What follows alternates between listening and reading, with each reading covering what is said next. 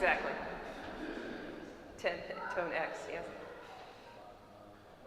No, never mind. All right, so let us start with a prayer. So typically I start with Our Father, but I'm thinking Christ is risen now? Okay. Christ is risen from the dead, trampling down death by death, and upon those in the tombs bestowing life. Christ is risen from the dead, trampling down death by death, and upon those in the tombs bestowing life. Christ is risen from the dead, trampling down death by death, and upon those in the tombs bestowing life. May he who arose from the dead, Christ, the true God, bless this gathering and encourage us as we learn more about him through the hymns written by his saints, and that we might glorify him even further, together with his Father's love, beginning in his most holy, good, and life in the Spirit, now and ever, into ages of ages.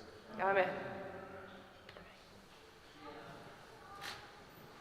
Hello, everybody. A big shout out to Milan, who helped to get my computer talking to the other computer, so I don't have to deal with any HAL 9000-esque issues this time. So we now have a full presentation. I don't have to do it from notes. All right. This one, I'm glad to see a bunch of musical people in the audience here, because this is going to be a very musical-heavy presentation. And I am going to go over the first piece of it, which is going to be a little bit of the historical context and some of the saints involved. But for the bulk of it, the real nitty-gritty stuff, I'm handing it over to my expert in residence here, who is Christopher, and he will be going over the musical theory aspects of it. Now, this is a little bit of a more nerdy presentation than we may typically do, but I do hope that you will get a lot out of it, and you'll learn a little bit about, the history of music, not just in the Eastern world, but in the Western world, and also find out basically why we do some of the things we do. So what I call this is the Saints in the Eight Tones, or why do all our hymns say tone X? And by tone X, I just mean tone something, not tone Roman numeral 10 there. If you open up, for example, today's, you'll see Resurrection Troparion, tone 3. And that is because it is the Sunday of the Paralytic. Every Sunday of the Paralytic, every year, for the past at least 1,300 years, it has been tone 3. That was set out by some saints a long time ago, and we're going to discuss them. The other subtitle here is, what is the octoekos anyway? And the octoekos is the system that determines how we cycle through those 8 tones. You notice the first part of that word, octo, right? Octo means 8, just like an octopus has 8 arms. And Milan here told me that the Serbian or Slavonic word is osmoglasnik, which means basically the same thing. All right, so I'm going to give you a little of the historical context. Who created this system of 8 tones that we cycle through? Well, the idea of having 8 musical modes goes back very, very far. It goes back to the ancient world. If you read books like Plato's Republic, which was written in ancient Greece, you hear him talk about these different musical modes that people use to compose. And the idea of having 8 of them goes back all the way that far into the pagan world. Now, the Christian version of this appears to have, it didn't necessarily emerge. People were using variants of it before, but it really got solidified and developed and kind of codified at this monastery here in the 7th century.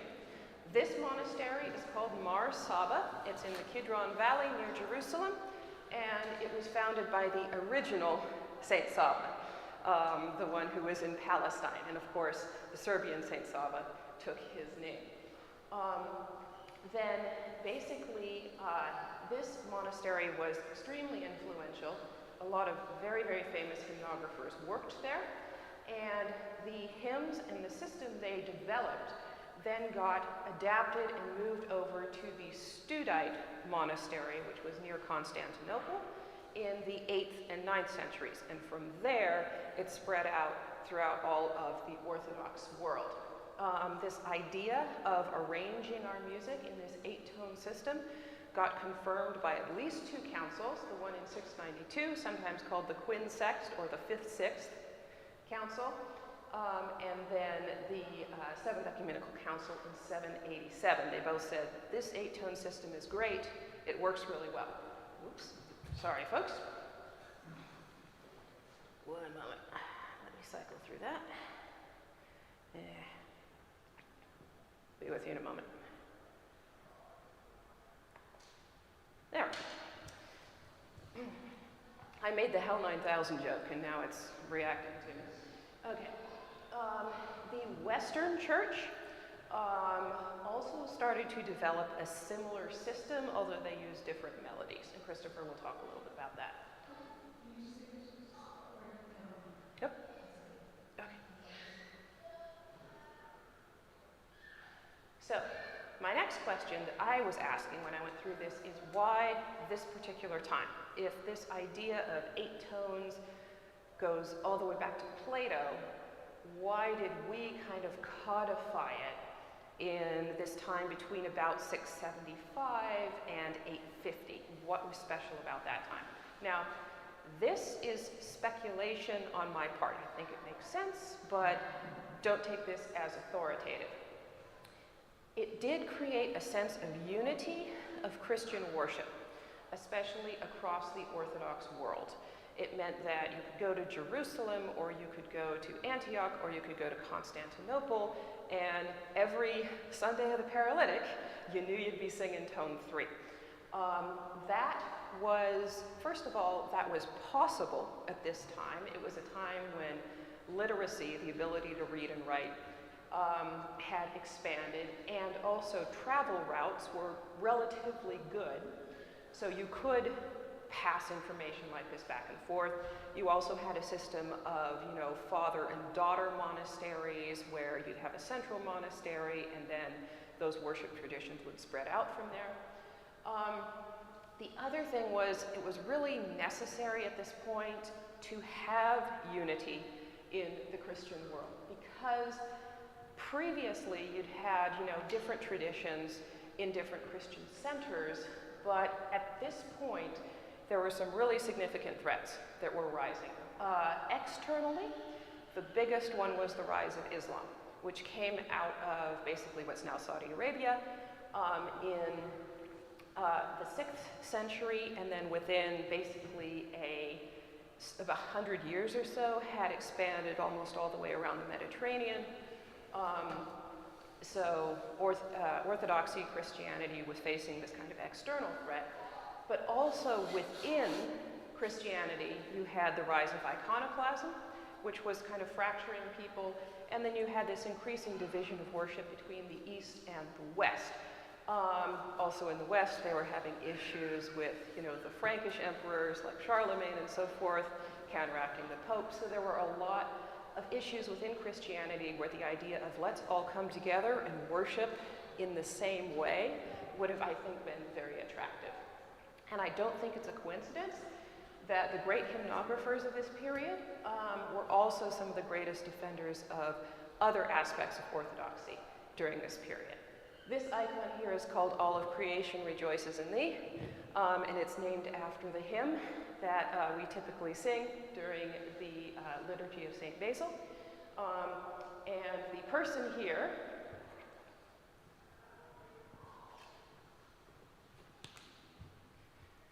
this gentleman here, who's presenting the hymn to the Theotokos, that is the one man who wrote it, who is John of Damascus, and he is one of the great luminaries of this period. So I want to give just 3 examples of saints of this period who were really instrumental in writing hymns and also codifying and synthesizing this 8-tone system together, and the hymns that would be assigned to the various tones. First one is John of Damascus, who I just mentioned. In addition to all of creation rejoices in thee, he wrote a lot of other things. The Paschal Canon was his composition, for example. And he lived roughly 675 to 749. He was born and basically spent the early part of his life in Damascus. At that point, Damascus was one of the centers of the Islamic Empire. And he basically was a court official, did a lot of bureaucratic administrative work in the capital there until he decided, I want to go become a monk. So he went to become a monk in Mar Saba, that monastery I showed you near Jerusalem.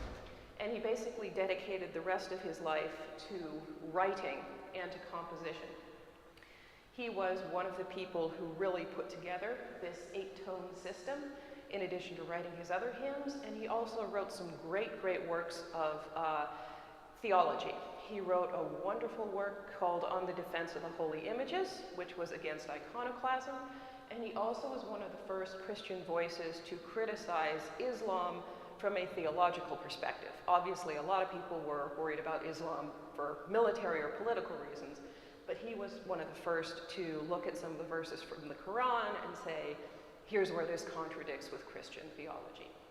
Now, Theodore the Studite here in the middle was at the Studium, or Studios, monastery, which was near Constantinople. And he was one of the people who took this octoikos, this body of work, 8-tone system, from that Jerusalem monastery, brought it to Constantinople, and from there it kind of spread throughout his series of monasteries. He was another defender of orthodoxy against iconoclasm. At this point, the time he lived, there were a lot of iconoclast emperors. It would basically flip back and forth, and any particular reign, you didn't know whether you were going to have somebody who liked the icons or somebody who banned them. It was a very volatile time to live. And he actually died in exile because at the time he died, he'd been exiled by an emperor who was an iconoclast. And when the next emperor came around, that emperor said, well, I feel a little better about the icons. I don't want them in Constantinople, but if you want to use them in your monastery, that's fine.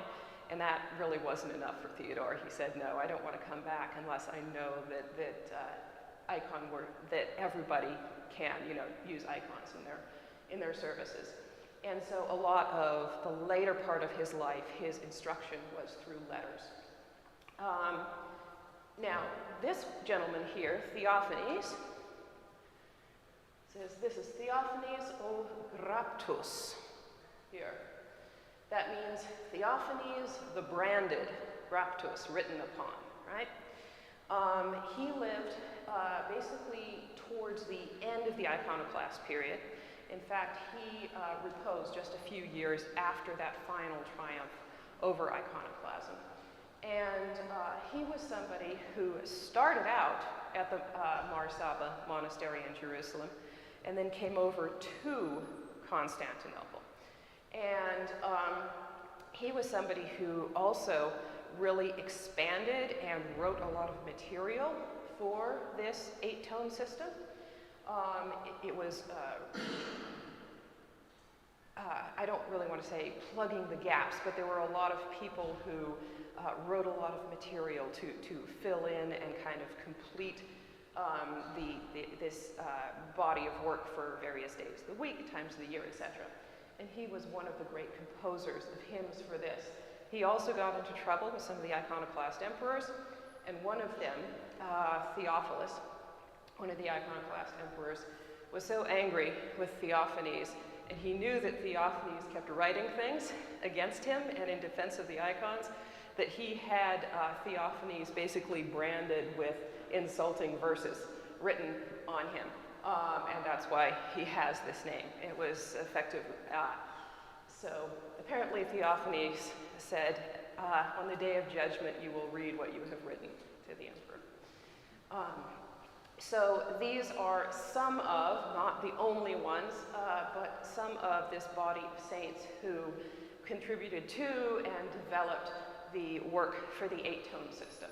And now, I get to turn it over to you, darling. Here is this if you need it. Yes, the stick. One moment, I'm going to switch off, and then you can take it.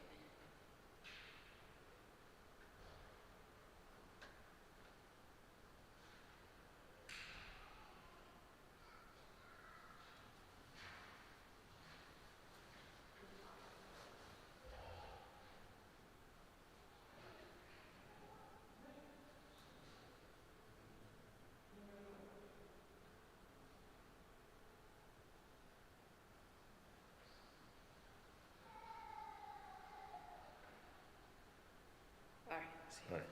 Okay.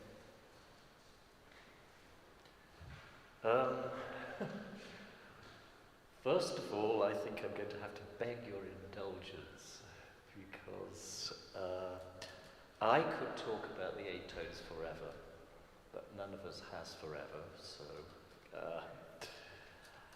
I need to keep it as short as I can, if I can. But on the other hand, if we're to discuss the 8 tones, one really has to go into some of rather technical musical things. And I know you're not all musicologists or necessarily musically trained. So that's, I'll try to break things down and do it as slowly as I can in that respect. So that's my great dilemma, keeping it within bounds in terms of time, and yet doing justice to the subject. So I run into the danger of boring you to tears on 2 possible fronts. One is if you haven't a load of musical training, you might say, oh, well, I know all that. The other is if you haven't, being a little bit overwhelmed by all the technicalities. So,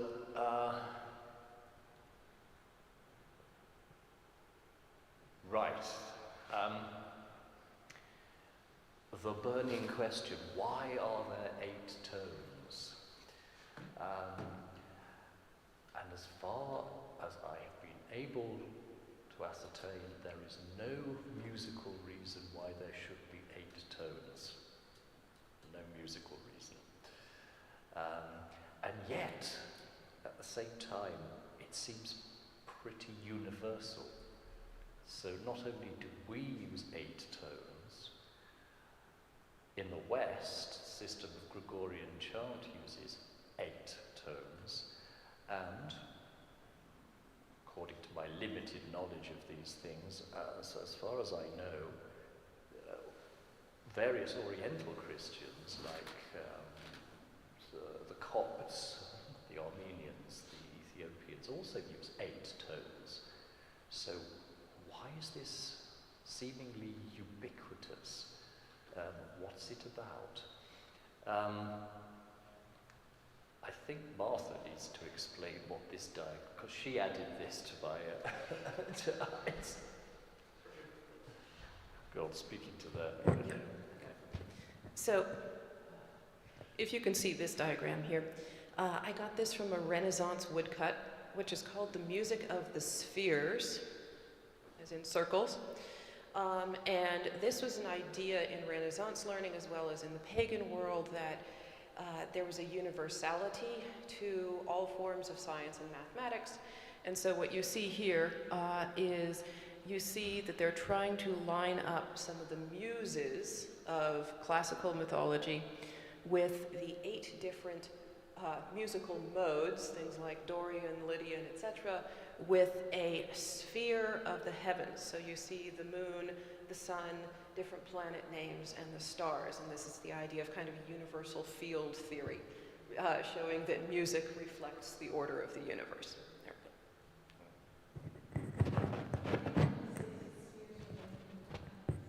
Yeah, by spheres they mean planets or even, there was an idea that had a geocentric model of the world at that point. So we were in the center in the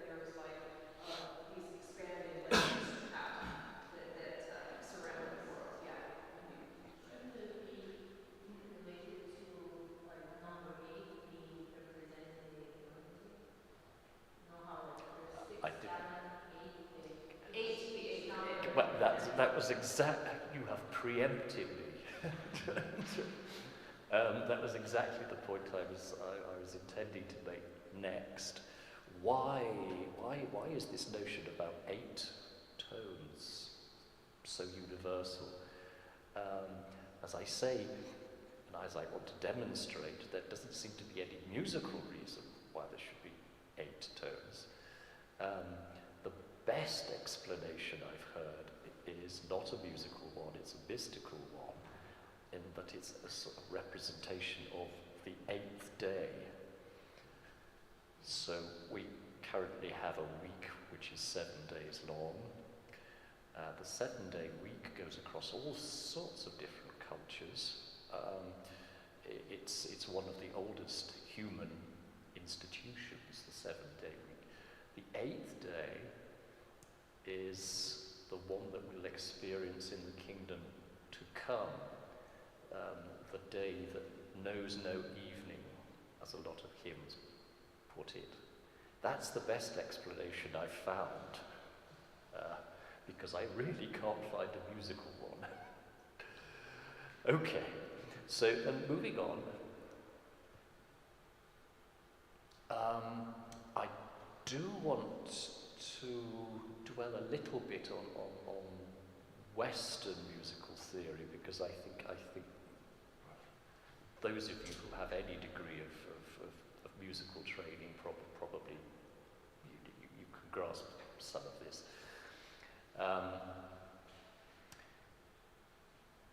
Nowadays, most of our music, I'm talking really secular music of all sorts of different styles,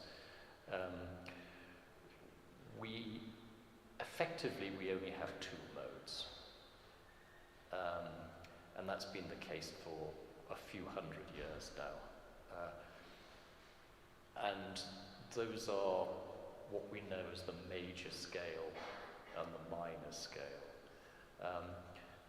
So the major scale,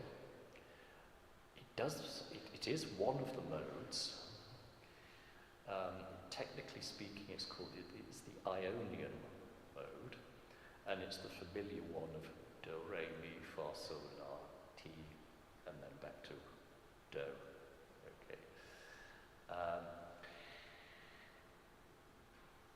What is it about that makes that a major scale? Well, I must first of all explain that the modes, one shouldn't confuse the modes with the notion of musical keys. Those of you who've have learned to play musical instruments, I'm sure you've gone through the whole business of having to learn endless scales. What is it that makes this the Ionian mode, the major scale? Well, it's the order in which the intervals come. Basically, whether it's a whole tone or a semitone. So anything that has that order of that's what's written underneath the do, re, mi. Anything that has that order of whole tone, semitone, tone, tone, tone, semitone is a major scale. So it needn't necessarily start on C, as we have here. If you really squint, you'll probably not see this, but I've actually put the letter names inside the notes. It's probably for other things. Yes, you need a telescope or something. But for instance, if I were to start on a D, in order to keep that same sequence of intervals, I'd have to do D, E, F sharp, G, E. Sorry, what am I talking about? D, E, F sharp, G, A, B, C sharp, D. That would keep that same sequence, so it would be the same mode, just at a different pitch. Is this making any sense? Okay, right. But there's also the minor scale, which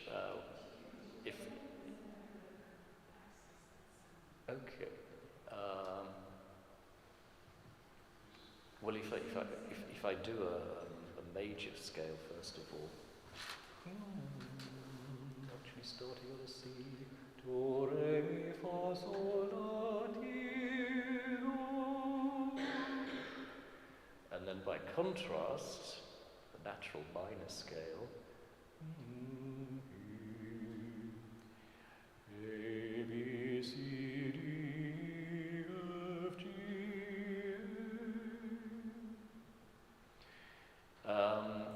that's the natural minor scale. There's also a harmonic minor scale which involves a sharp and leading note, and that introduces a rather awkward interval of an augmented second. So then there's also a melodic minor scale which has another sharp in it, but I'll not dwell on that. Okay. But that's not the only way of doing things. Sure what the next slide is. Oh, right, yes. We'll get on to that in a moment.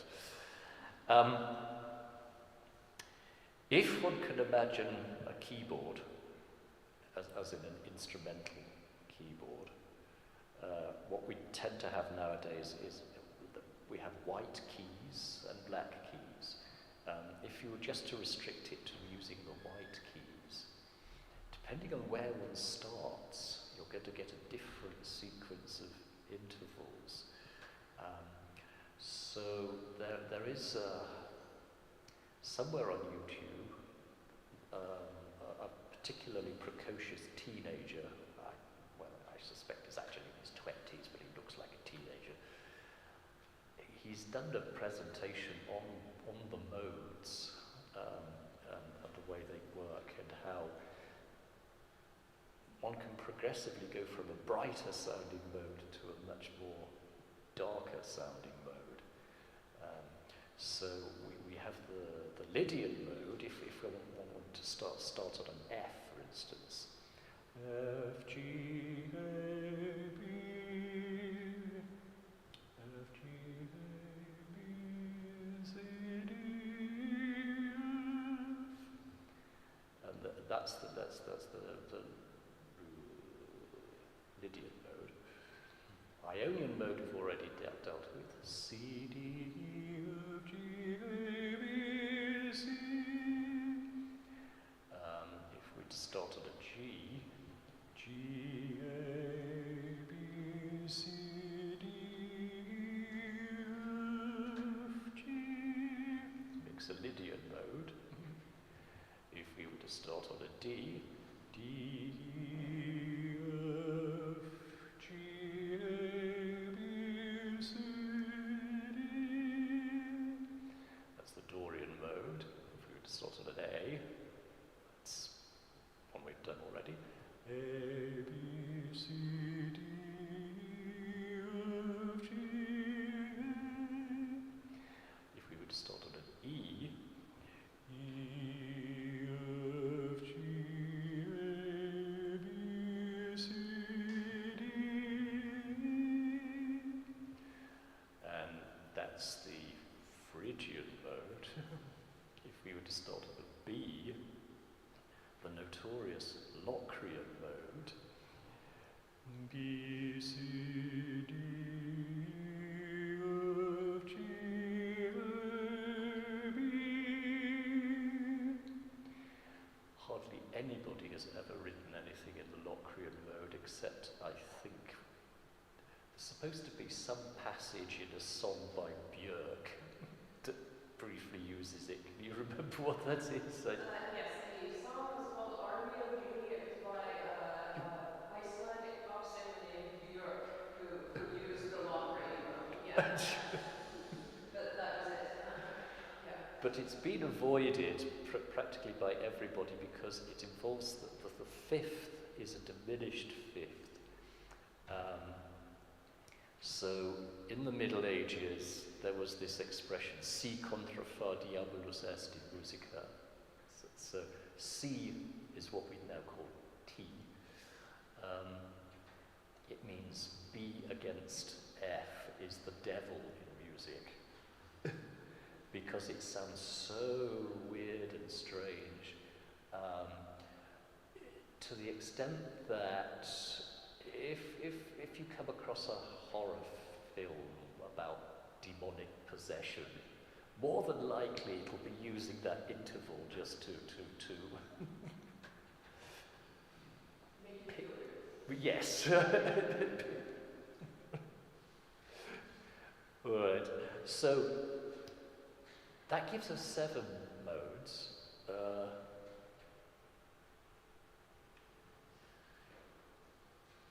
We can discount the Locrian mode because of the reasons I've just given.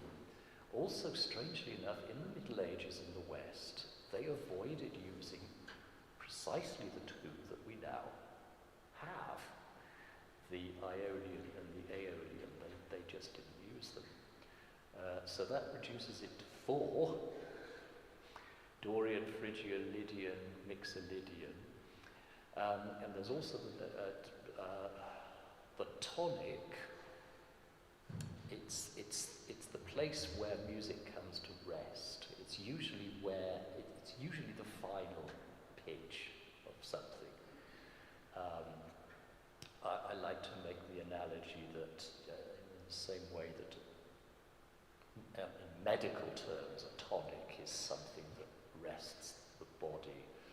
Of course, the best tonic is gin and tonic, which I actually haven't had in years, but I'm hoping to attend a garden party of Oxford alumni in a week's time, so maybe I can rectify that, I don't know.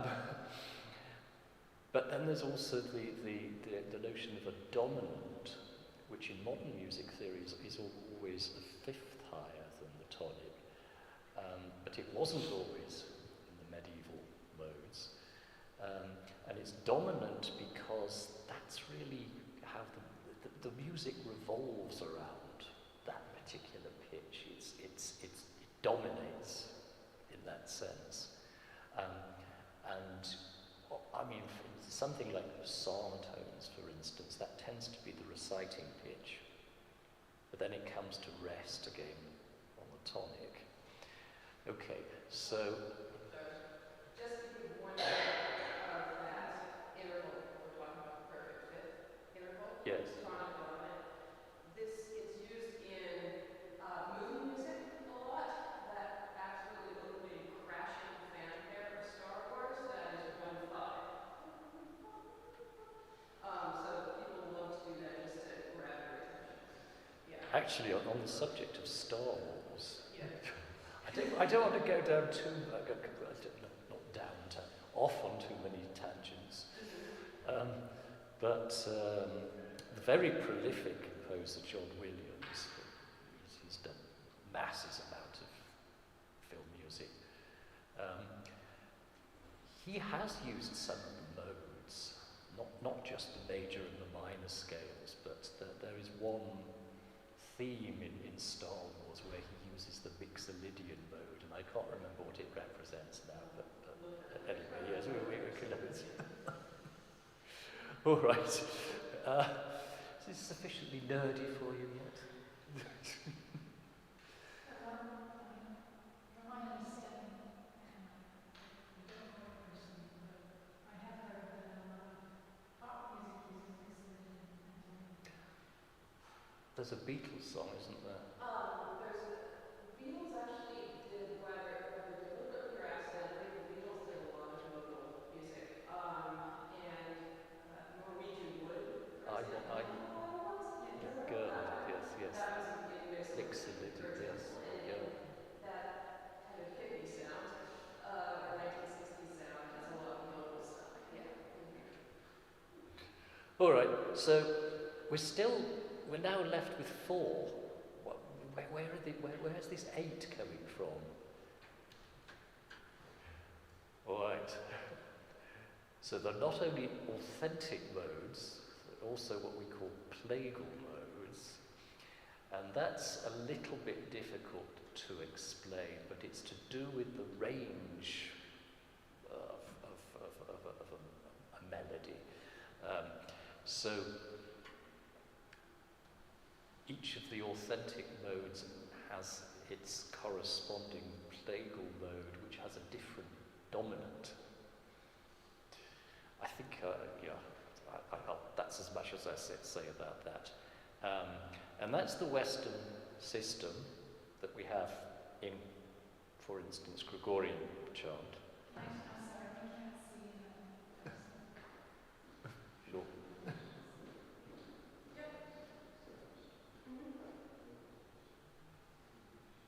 Good question. What We was have a that? question. Oh, we have a question. We Okay. have a question. So this is Western, the idea of the This is authentic Western. and plagal tones, but we also have a concept of We plagal do. tones. We do. Okay. And I'm a little more hazy about why that should be, but we have exactly the same, which I think is going to be the next slide, actually. But Why are they this not fit?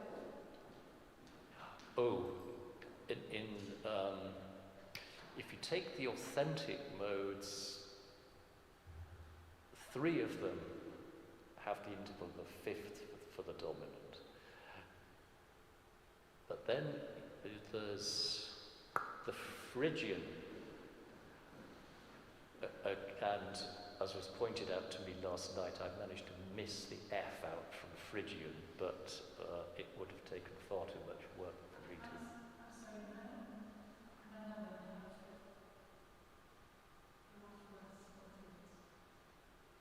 Dorian's 5th? Lydian? Oh, no, those aren't. No. That's the whole point. That the dominant is actually not the 5th. It's something else. Basically it's the pitch around which it revolves. As I said, it's rather difficult to explain.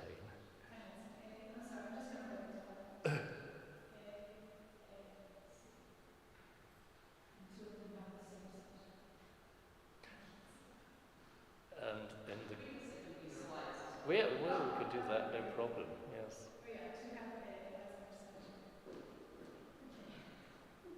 And the Phrygian mode actually has a 6th.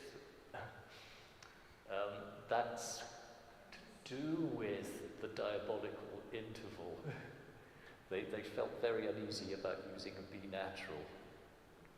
The authentic one has a 6. Yes. So those are too. I didn't know that. We can send you this. That would be great. So yes, different ways of numbering the 8 tones. In the West, the authentic ones, it alternates between the authentic and the plagal. So you have the Dorian, the Hyperdorian, the Phrygian, the Hyperphrygian, the Lydian, the Hyperlydian, the Mixolydian, the Hypomixolydian. We count them, the authentic ones, 1, 2, 3, 4, and then the corresponding plagal ones are 5, 6, 7, 8. And of course the one that stands out is, because in the Greek terminology, tone 7 is referred to as the grave tone. Okay, usually.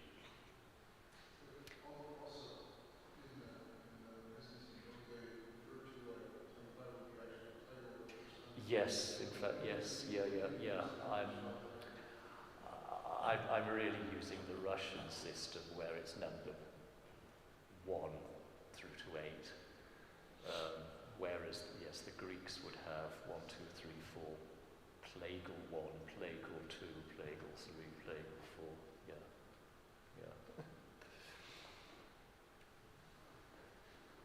All right.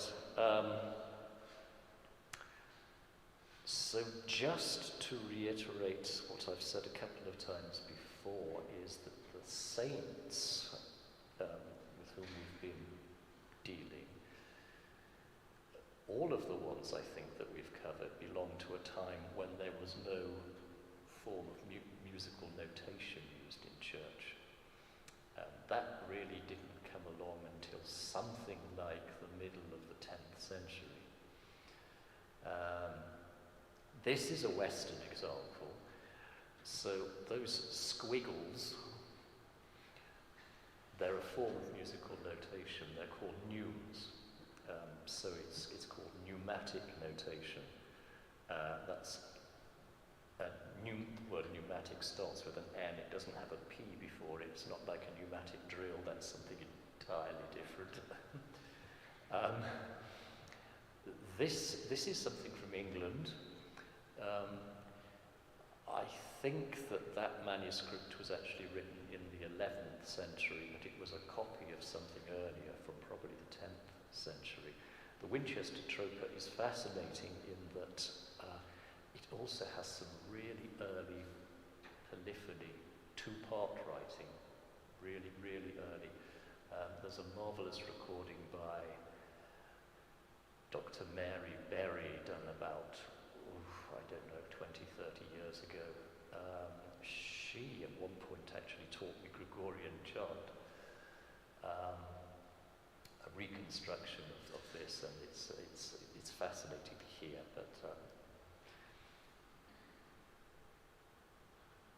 But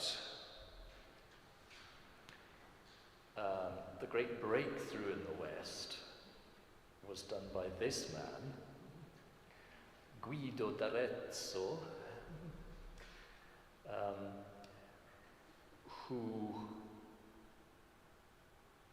probably in the early 11th century invented a system of notating music using a stave with lines.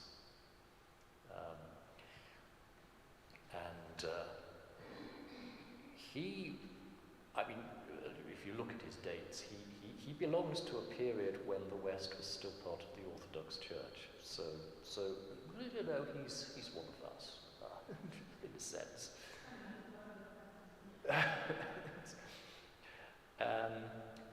And he used this system of putting notes on lines in order to teach his pupils. He also came up with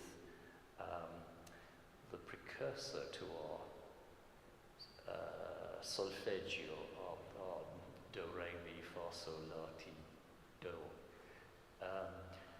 Where did he get that? It's from this hymn.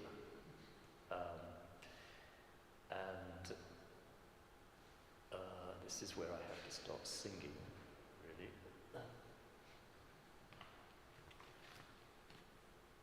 At that time, do was still ut.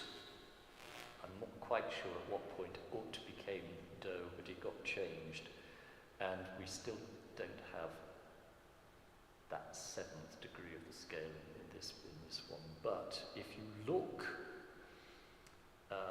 at the phrases, you have ut, queant laxis, so it starts with ut.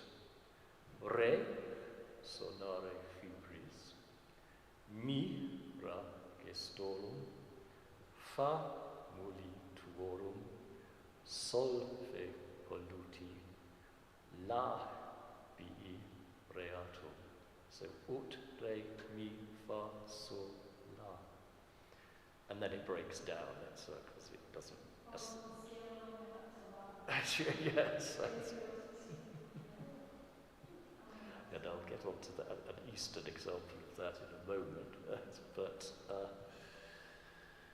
so.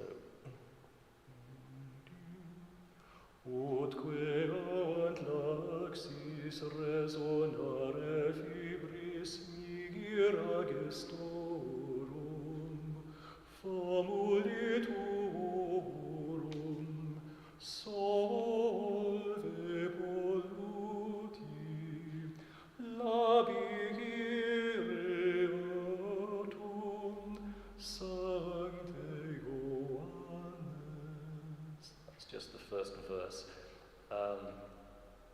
just to explain what that says,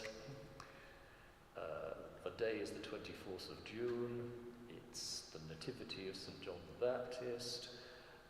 It's a double of the first class with an octave, which gives you the rank of the feast day according to the Western reckoning. It's first Vespers, by which we mean the Vespers that starts the feast, so it's the evening beforehand, as opposed to second Vespers, which is the evening of the day itself, which is the extension of the feast. And there's a tiny number 2 over that initial U, indicating that's in tone 2 in the Gregorian system. And a rather literal translation of this first verse is, so that they may with loosened voices resound the wonders of thy deeds, clean the guilt from our stained lips, O St. John.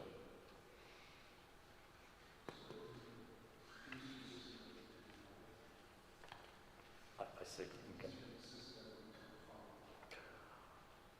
that would be, I'd have to do the calculation here. 1, 2, yes, yes, yes. Yeah, or plague or tone 1. Yeah, yes, yeah, exactly. All right. Well, Guido d'Arezzo's system of writing on lines didn't really reach the East for quite a while, but it's rather interesting, the Russian system of znamennichat. At some point, ut, re, mi, fa, sol, la was introduced as a teaching device. This is taken from a primer of znamennichat produced some years ago by the old ritualist church here in Pennsylvania, in Erie. And if you look at the right-hand side, you have ut, re, mi, and then fa, sol, ya. You have exactly the same at the left-hand side in Cyrillic characters. Those squiggles I was talking about as a notation, they had a drawback in that they indicated, well, they're what are called ideograms. They gave the contour of the musical line, but they couldn't really represent the exact pitch within the range. So round about the year 1600, somebody in Russia called Ivan Shaidor invented these red markings to put next to the squiggles, which would give you the pitch, so it would define where you were within the scale. And znamennichat, it uses a range of 12 pitches, essentially, called the gamut. It's also called the gorka, which means hill. So this diagram looks like a hill. And it's an interesting system in that it doesn't correspond exactly to our Western scales. It goes ut, re, mi, fa, sol, ya, fa, sol, ya.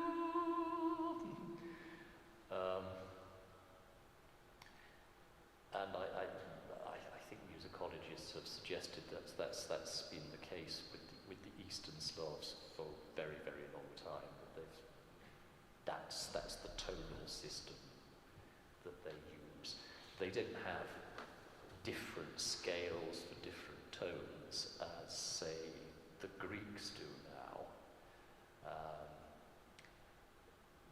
But my understanding actually is that the Greeks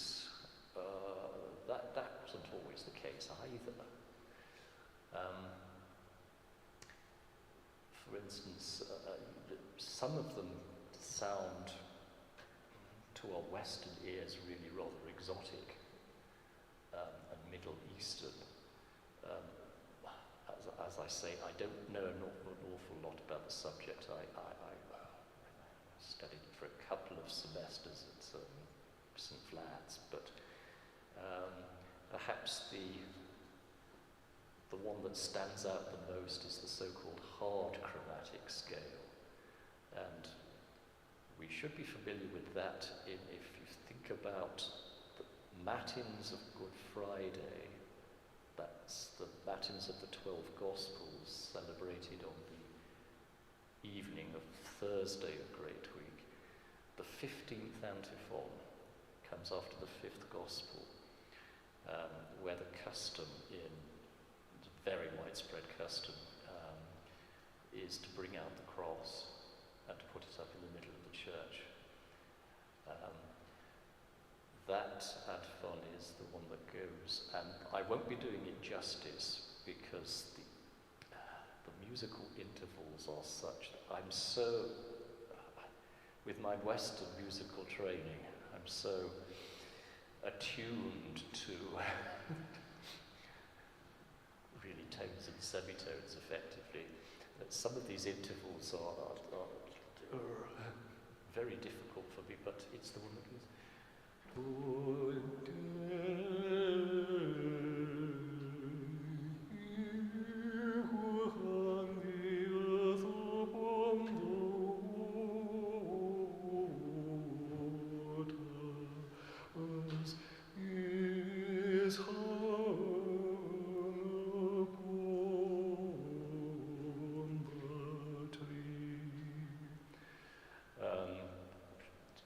I hope that sounds familiar to you. That's perhaps the most extreme case with the Greek way of singing things. But once more, my understanding is that they didn't always do it like that, and it was probably the effect of the Turkish occupation that introduced this really Middle Eastern sounding tonality. But anyway, Znamenny chant, it seems, has always used this system. You said starting in the 16th century? 1600, so the beginning of the 17th century. 17th century in Russia was a time of great change in all sorts of respects.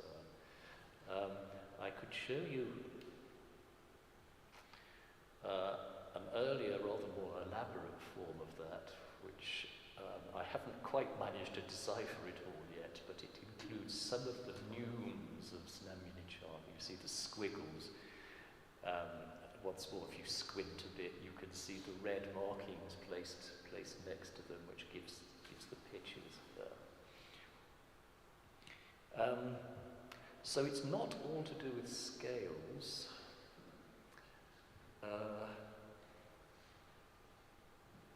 There's also the concept that each tone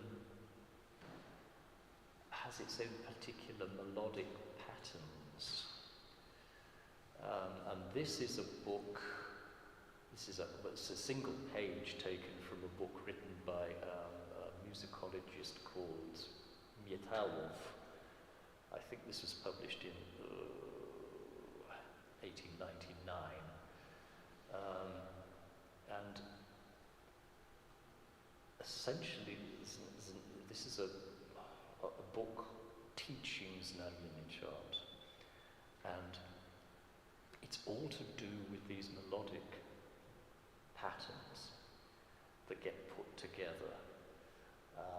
So each tone has its own particular set of them.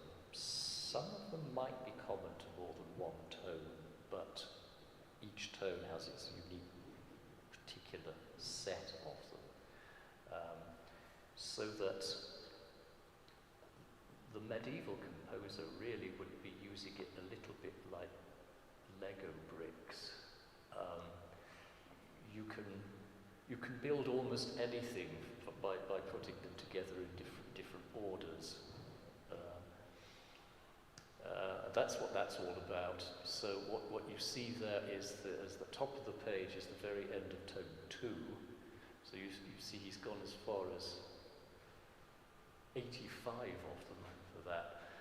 And then the bottom half of the page is the beginning of tone 3. And I want to concentrate on tone 3 because that's the tone for this week. But get onto that in a moment. But a tone in any system, and let's remember we have a multitude of different ways of singing things, not just in the different national churches. So the Serbian church, the Russian church, the Greek church, the Romanian church, the Bulgarian church, and so on. Also, within those, there are different ways of singing things that have developed in different dioceses, different cathedral churches, different monasteries. For example, we have the chant of the monastery of the Kiev Caves, the chant of the Uspensky Cathedral of the Moscow Kremlin. I'm giving you very much East Slavic examples now because that's my area of expertise. The chant of the Nizhny Novgorod diocese, lots and lots of different ways of doing things. But even within any one particular chant system, a tone mustn't be confused with one melody, because there are different categories of hymns. And this is perhaps the easiest way of breaking it down. So different categories of hymns will have different melodies as well. The most common hymns that we have are probably Stichera. It's what one hears a lot at the Vespers and at Matins, for instance. Hardly at all at the liturgy. Then there are canons. I mean, we talked about St. John of Damascus a few weeks ago, and actually St. Andrew of Crete, writers of canons. They have their own melodies, ways of singing things.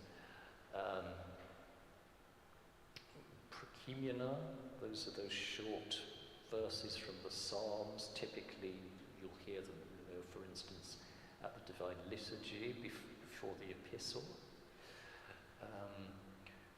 And then hymns like Troparia, which in a lot of the systems of chant basically use the same melodies or contribute to the melodies used for Cantakia sessional hymns. Right. That's a basic overview. I know I'm going on and on and on.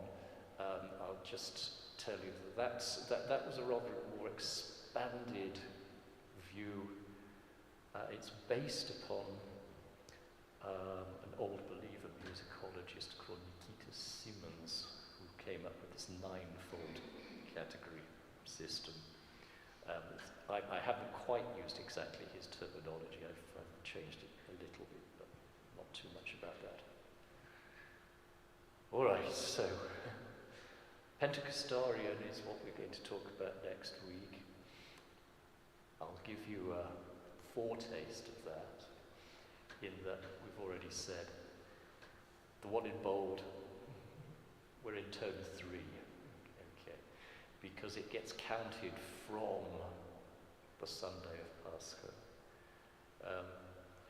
Bright Week itself doesn't belong to any particular, well, actually Bright Week is another reflection of the 8th day, in that we go through all the tones during the course of the week, except for tone 7. The grave tone gets omitted. But then we hit Thomas Sunday, so that's that first week. Thomas Sunday itself is curious because it doesn't belong to any particular tone. It behaves a little bit like a great feast of the Lord in that respect.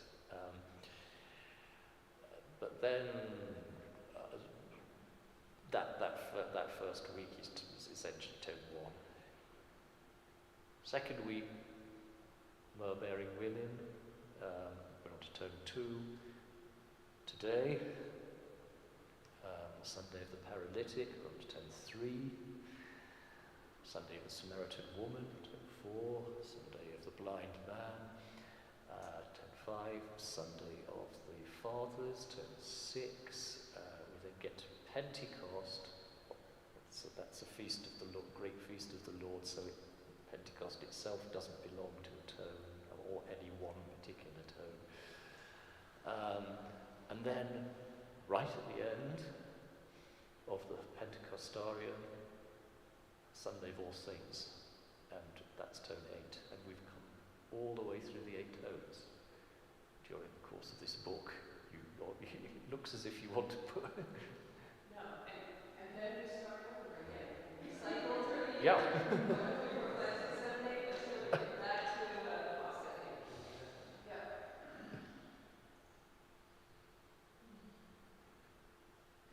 I think she'll have a much better diagram for you next week, by the way. She's stolen one from a book on Serbian chant. It has a wheel, and it's very impressive. But anyway, that's my plug for next week.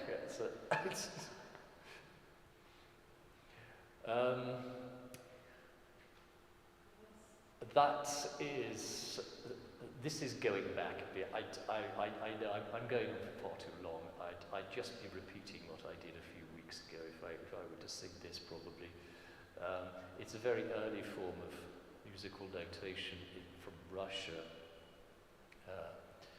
It's called Kondakarian notation. We talked about it when we were covering St. Romanus the Melodist, because this is actually the troparium for St. Nicholas, or it's 1/10 of it. And that itself is based on the Cantacium for Christmas, Today the Virgin. So I'll not bother with that.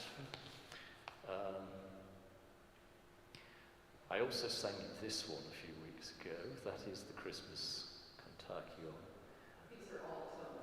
These are all tone 3, yes. I'm on to tone 3 now. I am winding down. I promise you. Those are the znamienny neumes, the kryuki, as they're called, because they look like hooks with the red pitch markings added to them.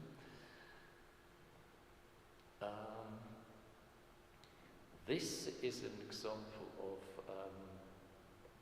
another chant system that was introduced into Russia in the 17th century called Kievan chant. It came from southwestern Rus, which prior to the middle of the 17th century was actually part of the Polish-Lithuanian Commonwealth. It got annexed by Muscovy, so you started getting these more Western-sounding influences. I could sing you this one. This is an example of the genre of a stichira, because in the Russian New Rite, Господи возвах, Lord I call, is sung to the same melody as the stichira that follow it. So, Господи, that's not right.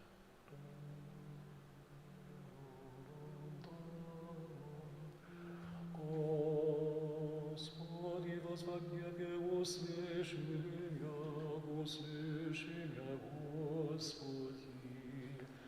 Господи, возвать Тебе, услыши меня, вонми глаз умоления имя Моего, внегда возвати мне к Тебе, услыши меня, Господи. I'll only go that far.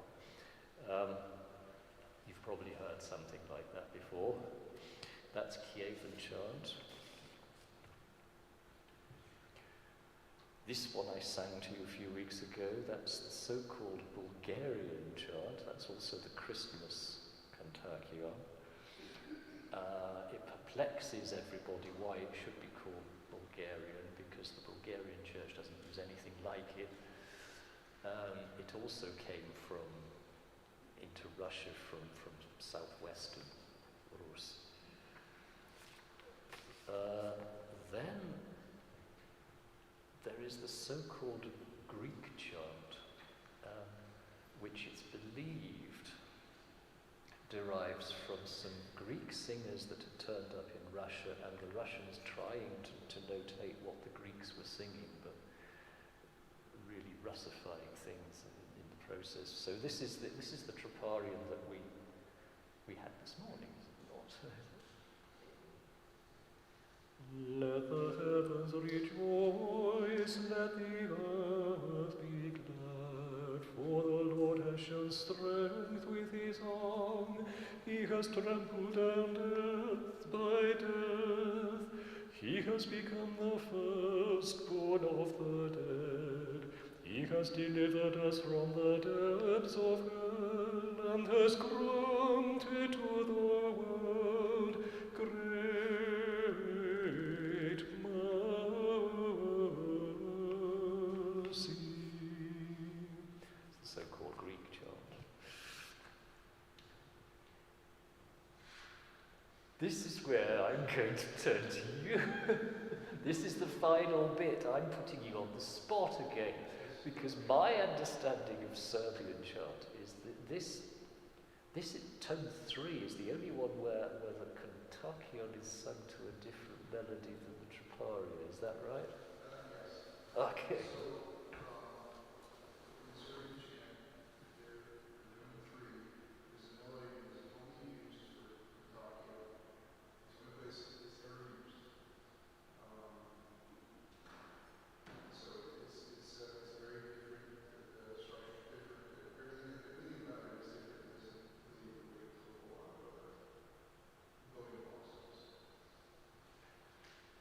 Do you want to sing the two? Well, both, just to give the contrast between. Oh, okay.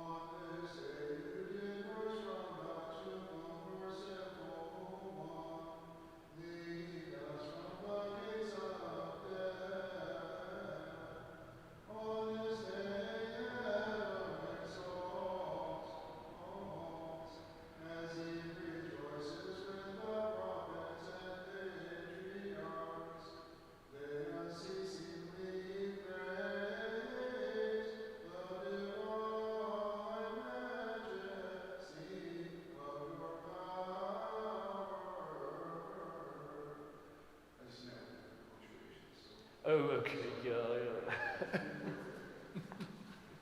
Thank you. That really concludes what I have to say.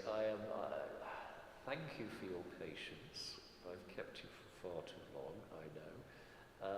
I promise, I'm not sure I'm even going to contribute anything next week. We'll see. So, but I was let loose today on some of my favourite pet subjects, which is why I've had to talk so much. So it's back to you.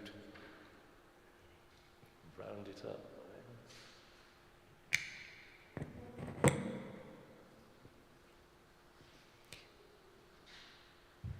That is more or less it for the day, but thank you, darling. And yes, next week, yes, it is still day. So next week, we will cover some of the hymns of Pascha, Pentecost, Ascension, this time of year. I hope to play a little bit of pickup with some of the hymnographer saints I haven't gotten to yet. There are a couple of guys named Joseph that I haven't talked about. There's John Peas and Beans, John Kouskouzalis, who is a later Byzantine one. No, seriously, that's what they said his last name is. He was on one of the slides there. So I would like to do that. But then 2 weeks, basically the week right before we have our big blowout here for Century of Song, I was asking folks to give me some suggestions on paraliturgical music, whether that be Nicolae Avgica or anything else, Kolati, or any sort of spiritual songs we don't sing in church, because I'd like to do a presentation on that. All right, thank you so much, folks.